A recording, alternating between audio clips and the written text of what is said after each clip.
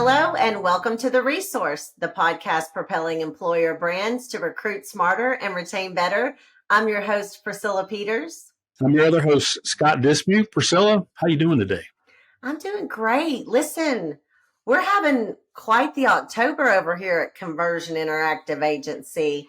We launched opened registration for the Recruitment and Retention Conference.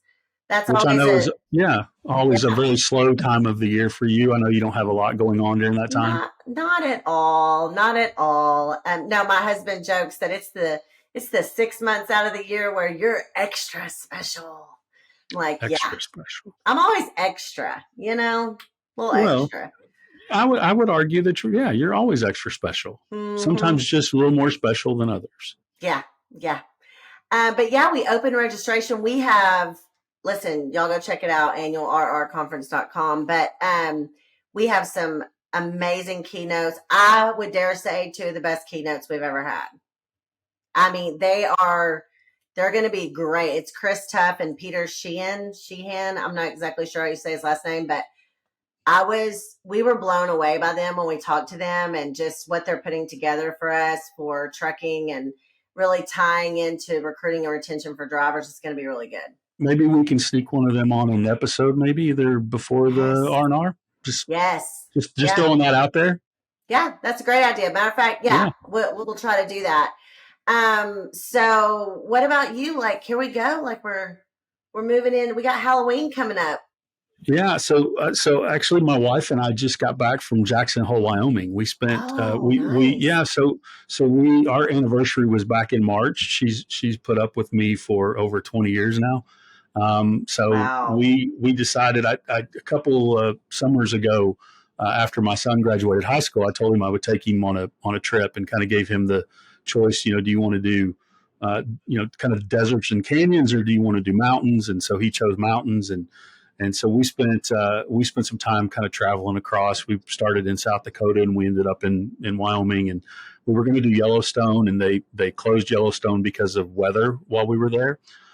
So we hung out in Jackson Hole and spent some time in the Grand Tetons. And the whole time I was there, I was like, I've got to bring my wife back. So we set aside some time and we celebrated our anniversary a little bit late this year, and spent a few days out in Wyoming, and just absolutely the most beautiful place that I've been. I used to be, and I still am to some degree, a beach guy, but I have fallen in love with the mountains, and so we spent a few days out there, and now just getting ready for Halloween. Listen, you know what I'm trying to do? I'm trying to put off buying the candy because if I buy it now, it's a done deal. Like we'll just eat it all. Then I'll have to go back. So I try to wait till the night before. Do you have a favorite Halloween candy, Scott? Yeah. So, I mean, of course, look at me, all fat guys love candy. Whatever. Right. My favorite is probably, so I've got probably a list of 3 or 4, but my favorite is I'm a Snickers guy. I just think it's kind of the perfect candy. Right. And then probably a really close second would be, Reese's peanut butter cups. Yeah. That you can't go wrong with Reese's. I actually love their special holiday versions of the Reese's, like the pumpkins, and then, yes. On Valentine's Day, they do hearts and they do the Christmas trees. I don't know if it's just because there's more peanut butter or what, but I love Reese's peanut butter cups. And then probably 3 or 4, you could interchange would be a Kit Kat bar or a Twix. Love those. We're scarily close. To the same, I mean, the leader of the pack is always a Reese's cup to me. Not Reese's Pieces.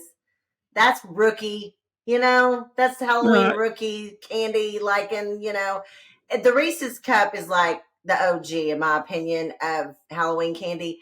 But listen, let me throw this out there. Don't be putting any dots in my kids' Halloween thing, which I probably have one more year of trick-or-treating. Just so you know, Stella's 13. I'm like, hey, do you want to go trick-or-treating? She's like, eh. I'm like, I think you should go one more year. Because I'm thinking. For the candy. Yeah, absolutely. When they go to bed, we just go through the candy and pick out all the good stuff and hide it. What parent doesn't do that? my big thing, and anybody that's listening, I may offend somebody here, but don't be the person in the neighborhood that hands out fruit. Don't Don't be that do person that that. hands out apples. Even like Quest, like little healthy snacks. Like this is the time for everybody's sugar to go through the roof. Like let's just call it what it is. So do people do that? I mean, like when I was a kid, yeah. I mean, there was like, there was always that one person that handed out, fruit. But we really at the point where we're handling, protein bars? Yeah, the past 2 years we've gotten some nonsense. We've gotten some straight up. If somebody might not be allergic to it, don't put it in there. Like I need a good, like you said, a Snickers bar with a peanut in it. I'm just kidding. No, but honestly, like you should see the stuff they get. Sometimes now it's not even like an actual food. It's like, brochure on something, or, random stuff. When that happens, you mark those houses and you never, ever return them. Never. But yeah. I will say we just moved, we moved, and listen, this neighborhood we moved to is, they're legit Halloweeners. Okay. Be ready. Cause I've heard about this. I've not lived in this neighborhood, but I do. And so we have to up our game. Like my husband's like, I'm sorry, but are we going to have a ghost the size of Texas in the front yard? Like, and I'm like, I'm not really ready to do just yet. And he's like, well, we got to get our Halloween game on because these people, like, they do not play. They ride around. This is so Arkansas, but they have trucks and trailers with hay bales in them, and they drive their kids around the neighborhood in it like it's a parade, like legit. Yeah, we did that when my son was younger. I've unfortunately turned into maybe the grumpy old man that yells at people to get off of his lawn. But I have an excuse. So we have a dog at home that is severely epileptic, and so we tried to keep him as calm as possible because it's not fun when we have those moments. And so literally the last probably 2 or 3 Halloweens, it looks, I mean, it's like pitch dark at our house. We like hide so people don't ring the doorbell and freak him out. And I've gotten to where I unfortunately have to put a note on our door that says, we love Halloween, but not right now. So please don't ring the doorbell. So unfortunately we haven't been giving out candy, but the key there is even though we haven't been handing it out, I still go and buy it because I want to eat it. So I still buy it. Listen, this is all I'm going to say, and then we can carry on because I know we have important things to get to. But if you are into Halloween, I will tell you, there might not be a better company that does Halloween than Conversion Interactive Agency. So check out our social feed on Halloween because our people do not play around. And I know because we're in the same building. You guys are on a different floor than we are. But listen, I've never seen... Like, listen, we were Barbie before Barbie was Barbie, okay? Like 2 years ago, someone showed up in the Barbie box. Like, true story. Like, we don't play around on Halloween. It is the best. So, our folks, they go all out dressing up. So it's pretty fun. Yeah, so we're, I guess, maybe a little bit more of a stick in the mud, but we will have some candy down here. I can assure you, but nobody's going to be dressing up, But anyways, well, speaking of fun, speaking of things going on, we've got a great guest with us today. So why don't we get to that? Well, today, Priscilla, we have a fantastic guest joining us, and we're excited to have a true trucking industry insider with us. So hailing all the way from the great city of Nashville and the great state of Tennessee, our guest has been rolling down the highways of the industry since 2004, wearing many, many hats along the way. So from successful years in truck sales to a stint in manufacturing, he's really seen it all.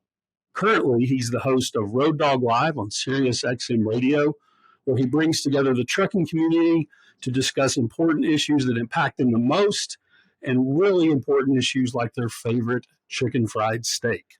So please welcome to the show, KC Phillips. KC, it's great to have you on, man. Scott, hey, it's great to be here. Priscilla, great to see you again. I know.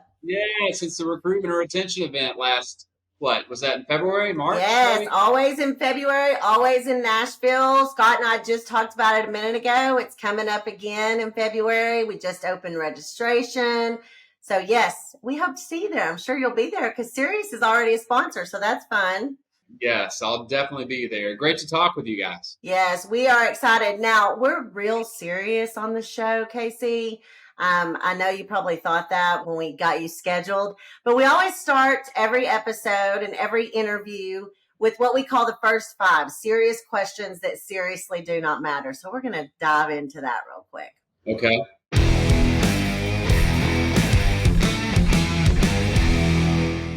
Okay, so question number 1 is, in your opinion, maybe we should ask chicken fried steak, Scott, but in your opinion, Casey, what is the best sandwich? Reuben. Oh, look, like out the gate, like just Reuben. I like a Reuben.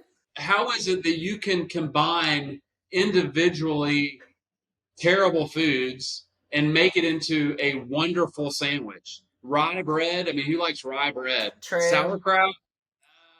But when you put them all together, corned beef, Swiss cheese, rye, Thousand Island dressing, it's a delectable sandwich. That's actually a good point. I never thought of that. Now, you take it with is it called the sauerkraut? Is that what you called it?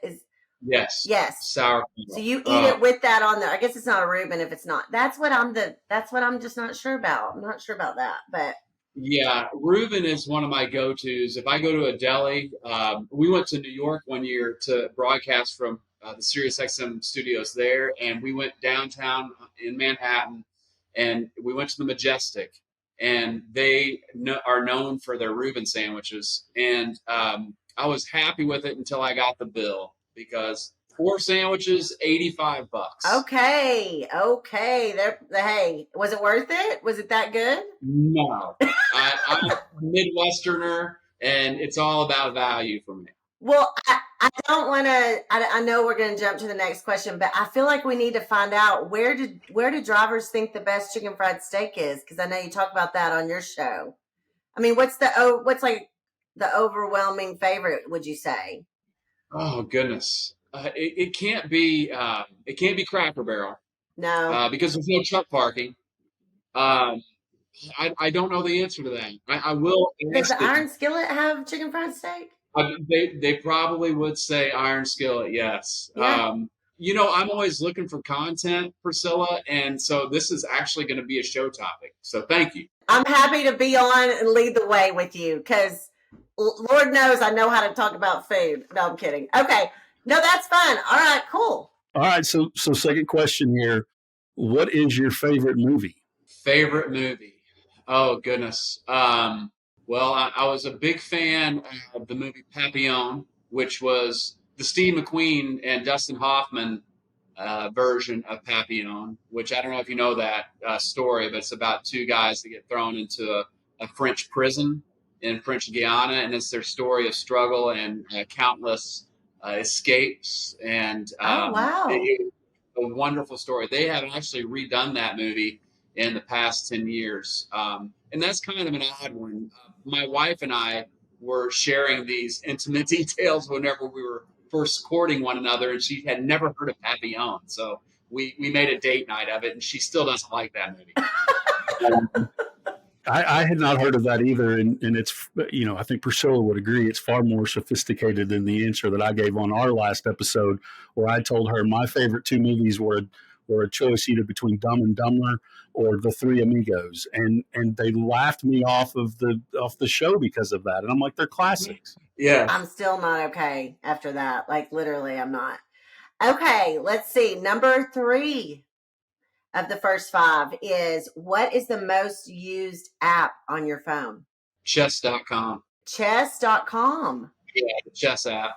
I probably play 10 to 15 games of chess a day. Wow. In my free time, but they're timed games, so they don't take a long time, and I lose far more than I win, if that makes it. Really? So did you watch Queen's Gambit?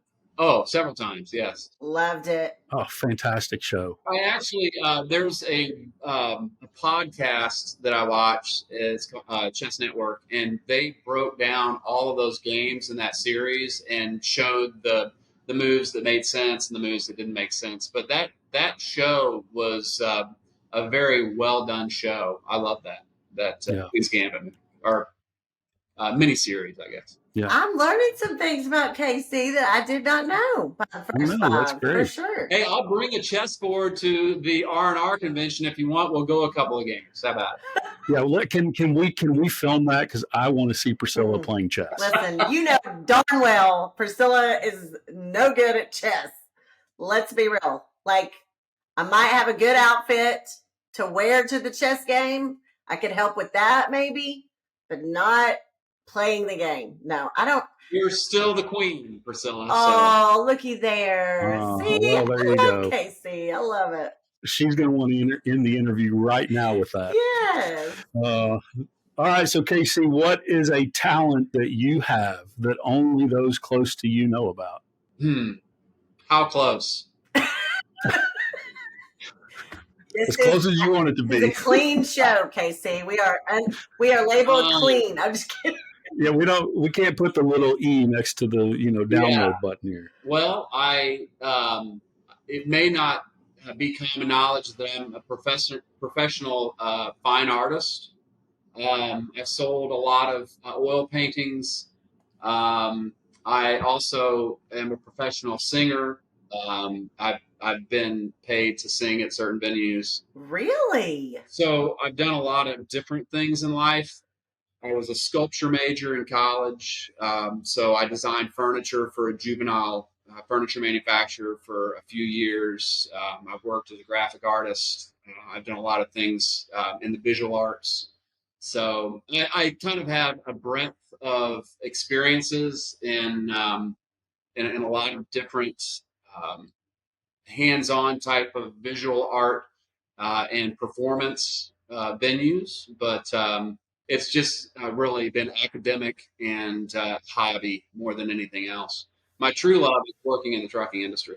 Yeah, that's so fascinating. I had no idea. That is great. That is, listen, so Scott shared with us a few episodes ago that you can sing too, Scott, right? Like, I know your wife can. Yes, my wife can. She did off Broadway, but we didn't share that on an episode. We shared that when we were having one of our production meetings. So now that can has been opened, so here's what I would tell you about my singing abilities.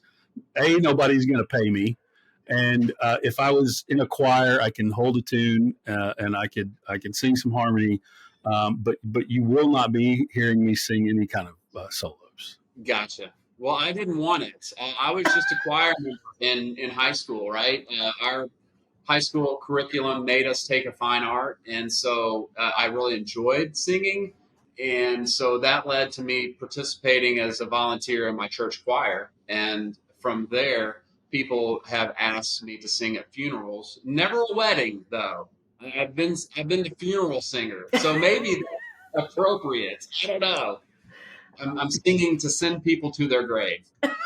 Oh, goodness. I love it. I love it. Okay, one last question for the first five. If you weren't doing what you're doing today in your career, what would you hope to be doing? Oh, goodness. I would love to be sitting on the couch drinking a beer. Yes.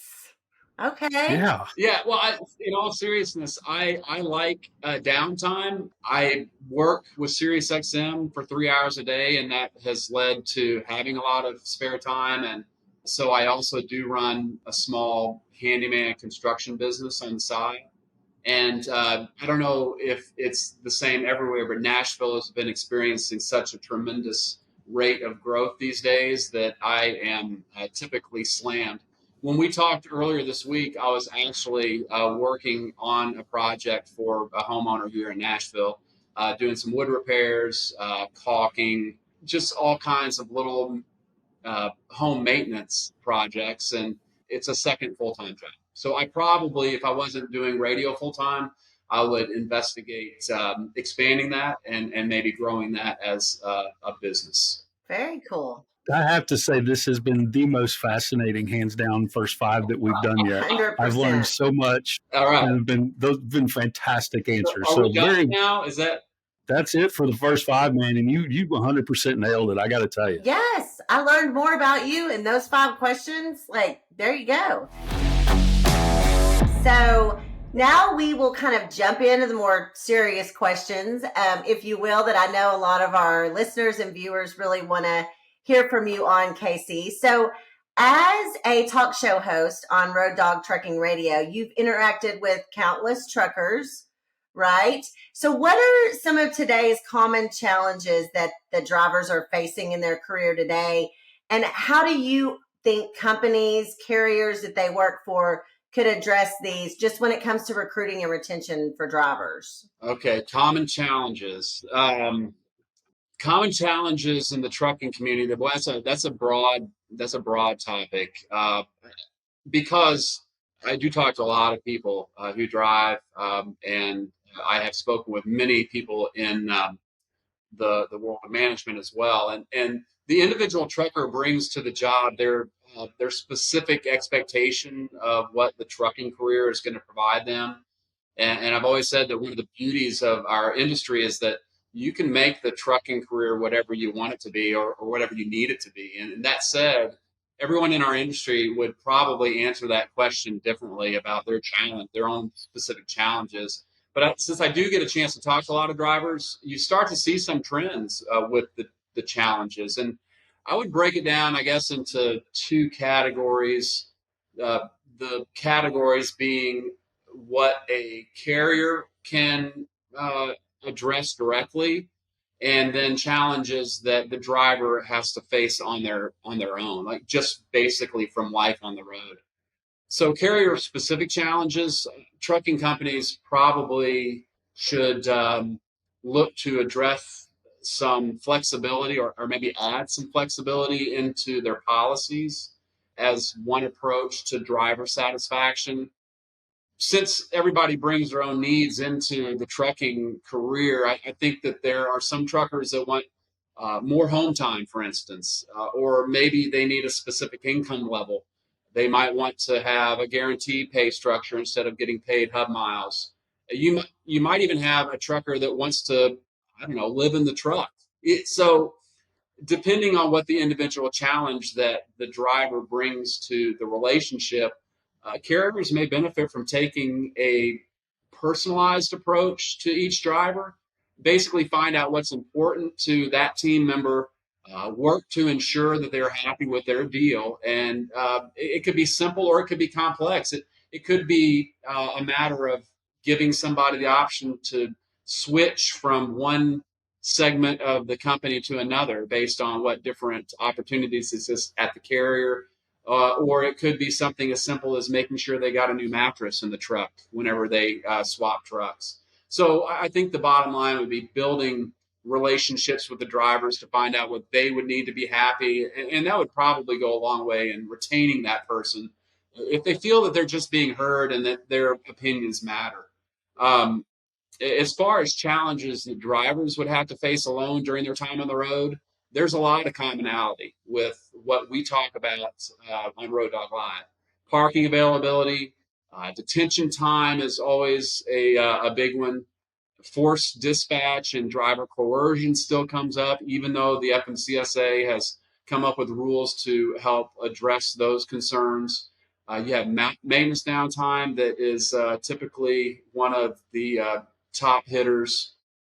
Home time comes up a lot. So there are some of those that carriers just can not really control in the driver's world, but they can control some of these with how they deal with their customers. For instance, if a shipper has long load times, or if there's extended dwell times at a carrier, then maybe a driver gets held out and they have to sacrifice some opportunity for income because they're waiting so long to get loaded or unloaded.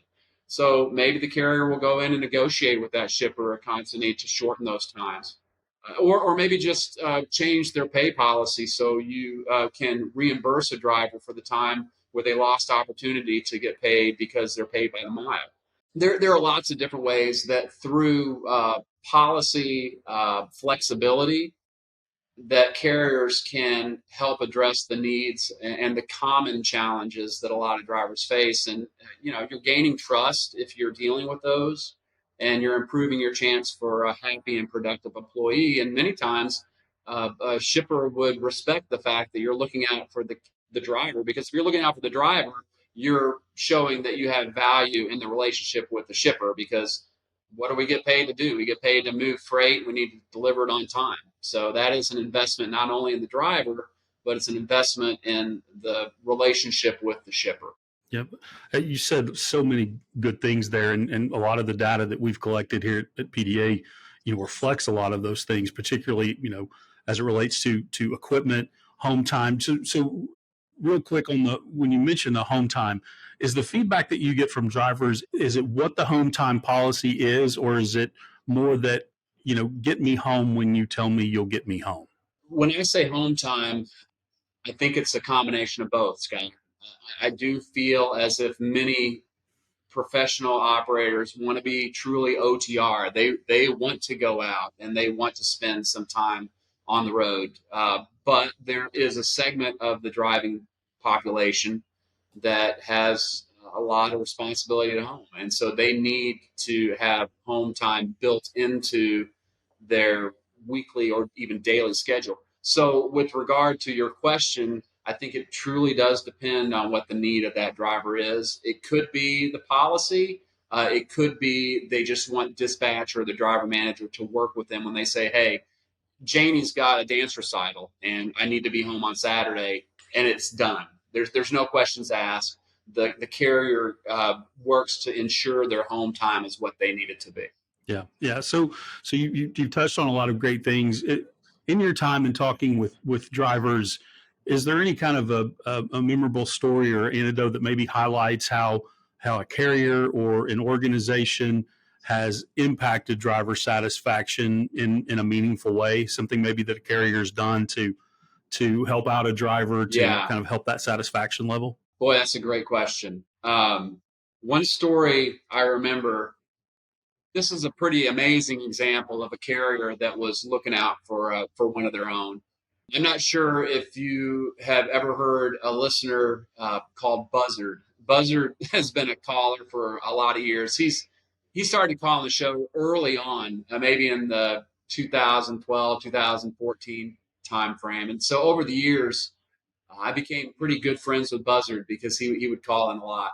And with the podcast, it's the same. You start to build a family around you based on this industry being so familiar, and you start to see a lot of the same people, just like we all got to know each other. I get to know a lot of people from all over the country because they connect with me on the phone lines. So anyway, Buzzard had recently gone through a pretty tough time. There was some flooding in his hometown, and his family lost everything. His house was flooded. It was a total loss. So he and his family decided that it was time to move on. And I think that they moved to Arizona. It's a little drier in Arizona, right? A little bit. So he and his family decided to not ever have to worry about getting flooded again. And they were moving to Arizona. And all the while this was going on, and he was dealing with this tremendous life challenge, he kept driving. He kept the wheels on his rig running. He kept showing up every day, running freight, doing the hard job. And so he called me one day and told me that he was a little anxious. He was upset because he had gotten a call from the home company or from the home office. And they let him know that they were going to route him through the terminal, the home terminal. And when he got there, he needed to check in with the office. And he was fearing that because typically when you get that call, it's not going to be a good call. Whenever a driver hears, hey, we're routing you through the home terminal, you need to come talk to us when you get here. So he took his dispatch, he picked up the load, he carried it back to the home terminal, and he checked in to take his medicine. And when he got there, it turns out that the company had heard the story of his hardship, and they had passed the hat around, and the entire company had raised $11,000 from donations to help with the disaster relief. And so they handed him a check on the spot. So imagine Buzzard when he's going in there thinking he's getting an ass chewing, and all of a sudden they hand him $11,000. That's a very memorable story. And you know what? It was one time that Buzzard was speechless. And Scott, as much as I do, the drivers, they don't have a lot of speechless moments, right? That is correct. Buzzard was speechless, and I think he may have even teared up, but don't tell anybody because he can cut you. I love it. I love it. I want to meet Buzzard. That he sounds like a character. I love that. He's an old guy. I don't think that he's driving anymore. I know he retired. I think they got him doing maybe some local work, but he doesn't have a SiriusXM Radio anymore, so I don't hear from him. Oh, Yeah. Oh, wow. Well, that's a great story. I feel like I need to meet Buzzard. He sounds like a fun character. Okay, so kind of switching gears a little bit. I know that you were the former treasurer of the Maintenance Council at the Tennessee Trucking Association, and a lot of the data that Scott and PDA and his team really go through when it comes to retention really focuses on equipment, because equipment is such a big deal when it comes to that. And so how do you think that maintenance practices really influence driver retention, and what advice would you have for companies like looking to improve in that area? Boy, I tell you, I don't know where you're getting your intel, but Maintenance Council was a lifetime ago. This is crazy. Oh, really? When was it? Well, I think it was back in around 2008, 2009. Okay, listen, we can do some digging around here when it comes to our guests. So we're going to start bringing out former girlfriends here in a second, man. Yeah, the girlfriend list is very short, so I think I'm safe there. I will say that I did serve as the treasurer of the Maintenance Council for the Tennessee Trucking Association. And at the time, I think I was about 2 months in, and I switched jobs and went to work for a local truckload carrier, and they were not a TTA member. So I did have to relinquish my my treasury responsibility. And I did have to exit the Maintenance Council, but I did spend a few years as part of the council. And if anybody's not aware of what the Maintenance Council does, typically a trucking association in every state has a council that consists of fleet maintenance professionals. They also have representatives of manufacturers of trucking equipment. I was a member of the local Volvo dealership, and so I came in as much as a networking opportunity as anything else. But I did meet a lot of great people that engaged in truck maintenance, and it becomes very apparent really fast that these people really do care about the equipment. You also do meet a lot of law enforcement personnel, and so that's always good when you need to get out of a ticket, right, Scott? Absolutely. I think that the maintenance department is one of the most important departments in every carrier. A company's approach to well-maintained vehicles is really the easiest way to show a driver how important they are to the company. And I think that retention piece is built right in with truck maintenance. Think about it. If you hire someone to move freight and you tell them that you're going to pay them by the mile, and then you put them in a truck with $1.2 million on it and just say, hey, good luck. Well, they're not going to survive. You're making a statement that their success is secondary to you saving on a little maintenance expense. And so you not only risk losing a driver, but you risk losing a relationship with your customer when freight is coupled to a truck that's on the side of the road all the time. So I have had the opportunity to work with a lot of carriers over the years, and there's a spectrum. The trucking community all approaches as maintenance in different ways. And there's a fleet right here in Nashville. I'm not going to say any names, but there's a fleet here that lets their trucks go 2 years without a wet service. That means 2 years without an oil change. And that is a losing bet. But that is the approach that carrier decided they want to take, because they lease their vehicles for 24 months. They don't do any maintenance on them, and they want to keep their maintenance costs low. So that is the extreme end of one side of the spectrum. And the opposite end of that, you have carriers, and many of the carriers in Middle Tennessee have detailed scheduled maintenances. They have tire rotation programs. They provide their drivers truck wash bays at their terminals. They reward drivers for clean trucks. And I can talk about countless companies that do maintain their vehicles this way. And they are accomplishing a couple of goals. Number one, they're showing the community around the trucks that they take pride in the industry. They take pride in their equipment. And also, they are asking the drivers to take some piece of ownership in that maintenance, because the driver is the one that actually has to take time out of their schedule to get it in for maintenance. They're the one that has to take care of the interior maintenance of the vehicle and pulling it through the blue beacon to get a truck wash whenever they need to get some of the dust and dirt sprayed off the vehicle. So bottom line is, I think that a well-maintained truck looks good on the road. You're going to build pride in the trucking community. You're going to keep your driver happy because you maximize their uptime, and you keep the customer happy because you're delivering freight when you say you will. Bottom line. Yeah, you're so right. I mean, and we've seen from our data that the one thing about equipment issues that's really different than any other issue that we work with drivers on is that equipment issues usually cascade into another problem. And so most of the time we see that as missed home time, or even more importantly right now, is compensation. So the things that we're talking to companies about all the time is, don't let this week's equipment problem become next week's compensation problem. Oh, yeah. So I think you're spot on on that with maintenance and equipment. So a lot of what we've talked about, whether it's maintenance or whether it's how we treat drivers, really kind of comes back a lot of times to company culture. So in your time as host at Sirius, what insights have you gained maybe from some of your discussions with truckers regarding the importance of company culture to them? Oh, goodness. Man, this is a tough one. Company culture. Well, number one, I'm a big fan of the idea of companies having culture.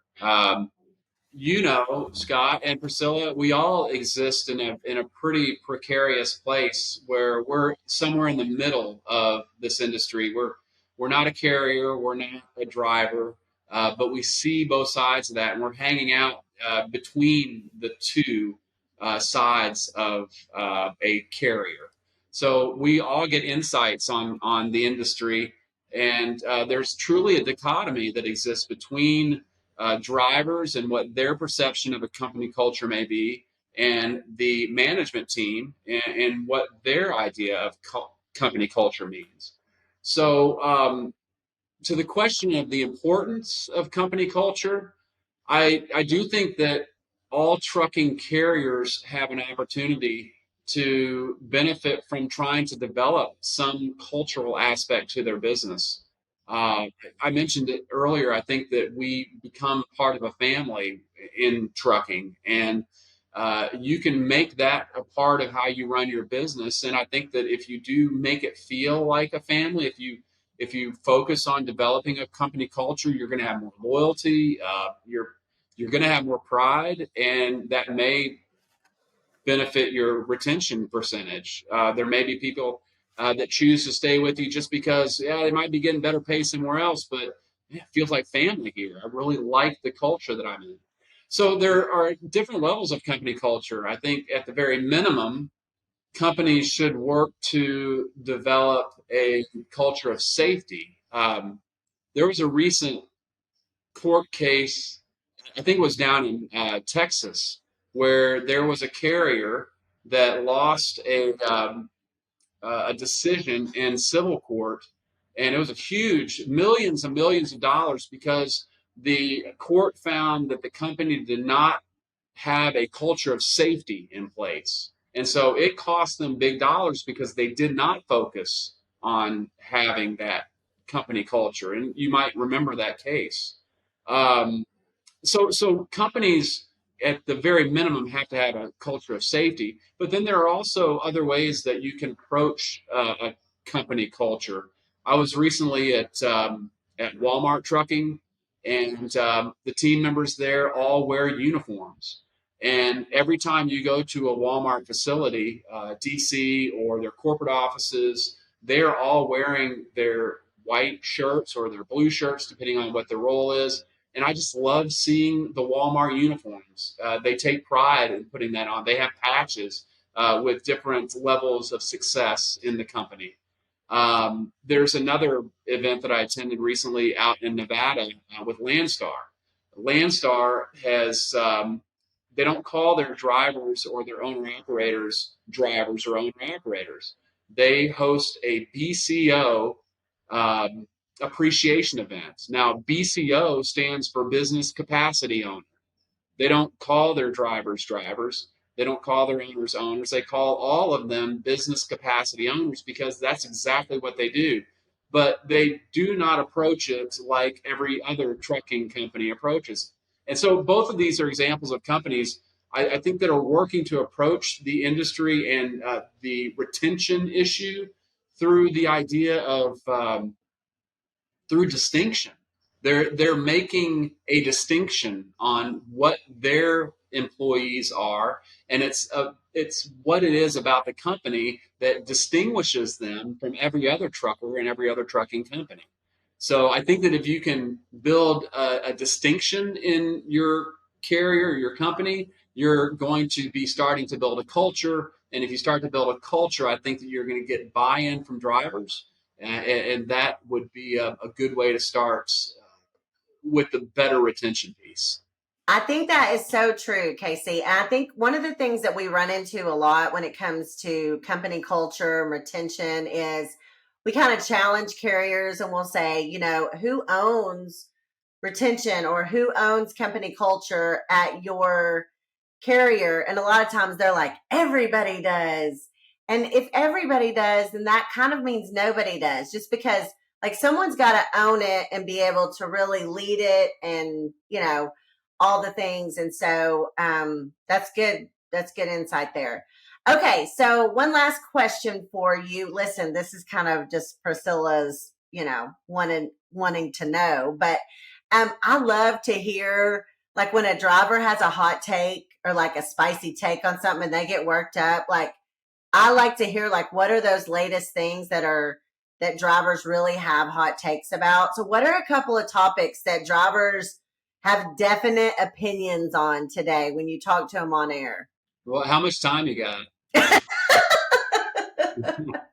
The beauty of what my show is all about is that I give truckers an opportunity to express their opinion on whatever it is.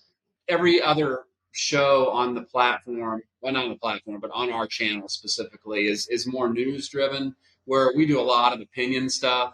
And so that is both a blessing and a curse. The blessing is I don't have to do as much talking as a lot of the other people do because I give plenty of leash out to the folks who are calling in and let them go. The curse is that I have to hear the same bitching and moaning on lots of different topics, but it's okay because that means that they care about it and it's important to them. And as far as the hottest takes right now, you got to have speed limiters at the top of the list. The Federal Motor Carrier Safety Administration is plowing ahead. They're going to ramrod this thing in. We don't know yet what that number is going to be. Is it going to be 68? Is it going to be 65? Is it going to be 61? Whatever. So the reason that they are so incensed about it is because it directly challenges their ability to manage the truck themselves, number one. Number two, it's widely known that the National Highway Traffic Safety Administration has published that the number one vehicle accident is the rear end collision where a light duty vehicle rear ends a slower moving heavy truck. So speed differential is a big problem on our roadways today. That's why we have the ICC bumper. That's why we don't want truckers hanging out in the hammer lane. We need them just to fall in line in the granny lane and let everybody else pass by. So we have a real problem with this idea of speed limiters because we are now slowing every truck down so that hand that wants to run 72 miles an hour will only be able to run 65. You're going to have a lot more road rage incidents. You're going to have a lot more rear end collisions. And it's going to provide a much more dangerous environment for not only truckers, but for other motorists on the roadways. That's probably the most pressing hot take issue that we have today. The other one, which is probably a good decade, maybe 20 years down the road from now, is the idea that trucks will ever be able to drive themselves. Recently, you had Assembly Bill 316 in the California Senate pass with a near majority, 36-2 votes, I think, stating that a human had to be in the cab with a truck that is fully autonomous. The governor has vetoed that bill, saying that they have enough policy in place to keep a good eye on what's going on with these vehicles. And there is a huge public outcry in the trucking community about that, because not only does it compromise the ability of truckers in California to the tune of 100 to 200,000 employed drivers, but also it signals that we don't trust that you can do the work. We would rather trust an electronic sensor to tell an 80,000 pound vehicle when it needs to brake. We have anecdotal evidence every time we talk about autonomous vehicles that we have false positives everywhere on our roadways today. There are many vehicles out on the road that are being tested today that are trying to utilize not just driver assist mitigation technology, but also full autonomy. And there are many times when this system will cause a hard braking event because it saw a shadow or because there was a glare off of a wet roadway. There are so many questions that need to be answered by the industry about AV, autonomous vehicles. And to see that it's moving at the accelerated pace we see today, it's truly troubling for every trucker, and it should be troubling for every motorist on the roadway today. Don't you think that insurance companies are going to have something to say about that? Amen. Yeah. That's why I said, how much time you got? Because shoot, Yeah. you could also talk about the chance that there will be hacking happening. Anything that's connected is liable to be hacked. And so what happens with cargo theft numbers? What happens whenever there is someone who just wants to steal a truck and take off with it, turn it into a bomb? Who knows what they want to do? But it's scary. We have such an over-reliance on technology today, and truckers see it. And I'm sure you guys hear it too. Yeah, well, man, listen, I really appreciate you taking time out of your day to join us. Your insight has been fantastic. As I mentioned, your answers to the first five were extremely entertaining. But this has been a great conversation, man, and we hope you'll give us some time, maybe later down the road, we can touch on some of these topics again, because I think what you had to say today was extremely informative, and I think will be really, really great for our listeners and the folks that are watching. So we really appreciate you joining us today. Appreciate your time, and I guess we'll see you down the road, maybe at the R&R convention in February. All right, Scott, Priscilla, thank you so much. Hey, tune into Road Dog Live Monday through Friday, SiriusXM 146. Yes, that's what I was going to say. Everybody tune in, because you get to hear what drivers think. That's why I love listening to your show. It's so fun. But thanks, Casey. It's been so fun. We appreciate it. Thank you, guys.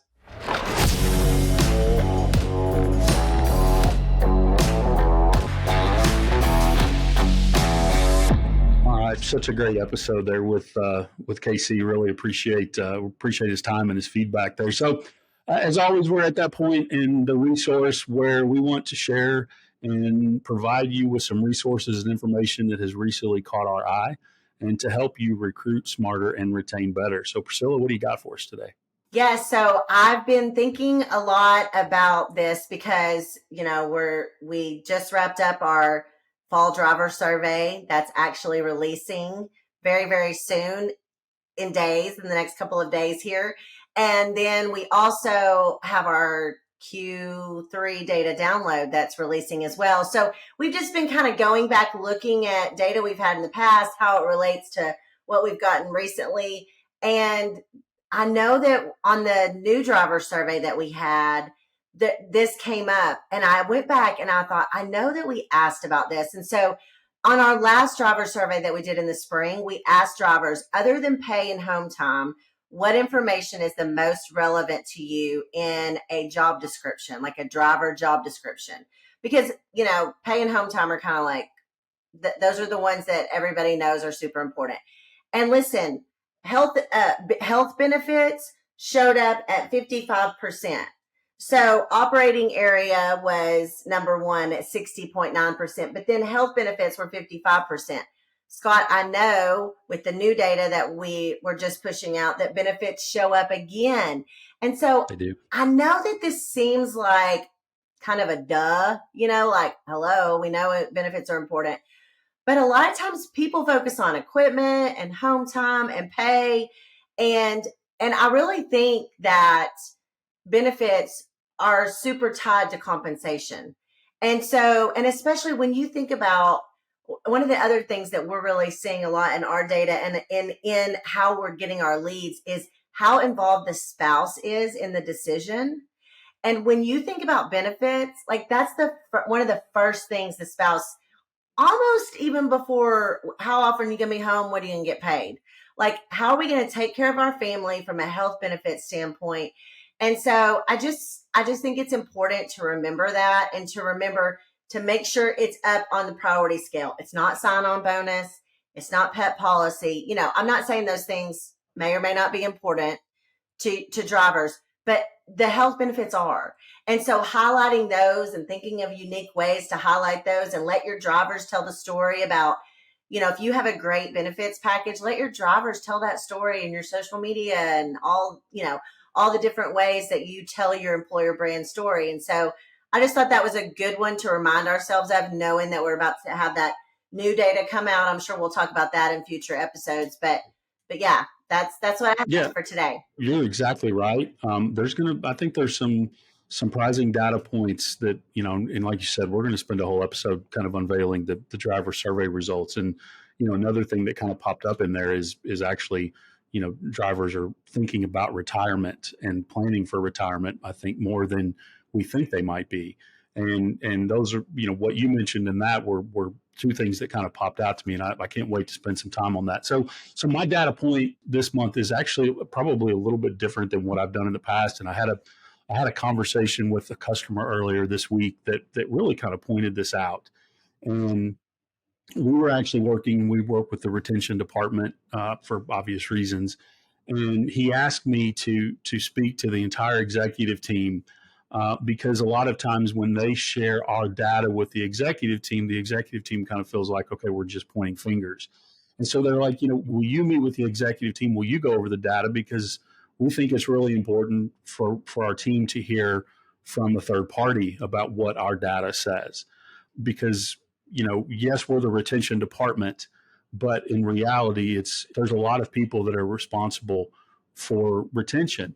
And so I got to looking at that and really looking at our Q2 data and the Q3 data that's getting ready to come out. You probably get a little tidbit here before we release it. But one of the things we always look at are what are the top 10 reasons why drivers are leaving voluntarily a company. And there's a lot of issues that pop up, and I think it really shows how important the different departments of a trucking company are to retaining drivers, because, you know, we talk about equipment a lot. KC talked about equipment a lot, and it's really, really important. So the maintenance department, as KC even said, the maintenance department is super key to retaining a driver, because it keeps that driver rolling, it keeps that driver making money, and it also gets that driver home. But one of the other key points that we see a lot in our voluntary quit data is payroll errors. So drivers getting their checks and they're inaccurate for whatever reason. And sometimes it's the driver's fault. Sometimes they've forgotten to scan in some documents and turn those in. Sometimes they've missed payroll cutoff dates. But sometimes it's truly, hey, we messed up. So you don't think about that, because even in our data, that doesn't show up really as a top issue when we're kind of breaking down the data. But when you look at the data for drivers who are voluntarily leaving, it's pretty consistently in the top 10 as to why drivers are leaving. So now we know maintenance is important. We know payroll is important. You just mentioned how important benefits are. Mm-hmm. So we know HR is important. So there's just so many things. Communication issues are important. So yes, operations plays a role in that. And obviously recruiting plays a role in that because of what they're telling the driver that gets them in and takes that job to begin with. So I think the main thing I kind of wanted to drop today is, if you've got retention departments, yes, they're in charge of retention, but everybody's responsible for turnover. So make sure your team is working together and looking at those things, looking at those low-hanging fruits. The payroll error is one of those things that when we talk to companies, say, listen, this is a quick and easy fix. You need to know when a driver is complaining about this, because it's going to be one of two things. Either the driver messed up or we messed up. And if the driver messed up, it's an opportunity to help that driver make sure that doesn't happen again. But if we mess up, as a carrier, we fix it. And here's the thing, and I said this at the R&R conference a couple of years ago when I was doing my presentation, is if you make an error on your payroll check for that driver, don't make them wait for a week to fix it, because we've got a lot of folks that are living paycheck to paycheck. And if we're sitting in an office, we wouldn't, if our company messed up on our paycheck, we wouldn't want to wait a week. So why should we expect a driver to wait a week? So those are usually pretty easy fixes. But at the end of the day, retention, there may be somebody responsible for it. That's who we point to. That's who's going to be taking care of it. But at the end of the day, we all do have a role and play a role in retaining our drivers. And it shows up in our data that it's a responsibility across the board. Yes, absolutely. Well, y'all keep your eye out for the fall driver survey, the Q3 data download. There's lots of great data and information, trends, kind of what's going on in the driver market. So we have those things dropping. Also, don't forget to register for the Recruitment and Retention Conference. It's in February in Nashville. You can do that at annualrrconference.com. We'll be talking about all things related to driver recruiting and retention. So thanks for listening to The Resource. If you had fun, be sure and give us a high five by leaving a rating or a review on your favorite podcast platform. Also, don't forget to hit that subscribe or follow button so you never miss an episode. And if you have any questions or feedback for us, certainly hit us up on social media, on the Conversion social media, the PDA social media, or via email. And we'll be back on our next episode with some more fun, some data, and some information to help you in your recruiting and retention game. Thanks for joining us, and we will see you next time. Bye-bye.